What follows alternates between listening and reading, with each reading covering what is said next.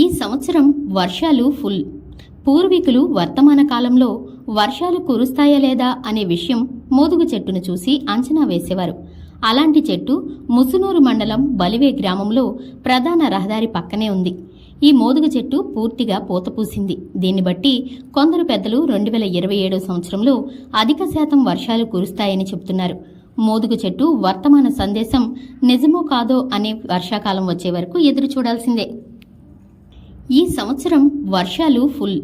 పూర్వీకులు వర్తమాన కాలంలో వర్షాలు కురుస్తాయా లేదా అనే విషయం మోదుగు చెట్టును చూసి అంచనా వేసేవారు. అలాంటి చెట్టు ముసునూరు మండలం బలివే గ్రామంలో ప్రధాన రహదారి పక్కనే ఉంది. ఈ మోదుగు చెట్టు పూర్తిగా పూతపూసింది. దీన్ని బట్టి కొందరు పెద్దలు 2027 సంవత్సరంలో అధిక శాతం వర్షాలు కురుస్తాయని చెబుతున్నారు.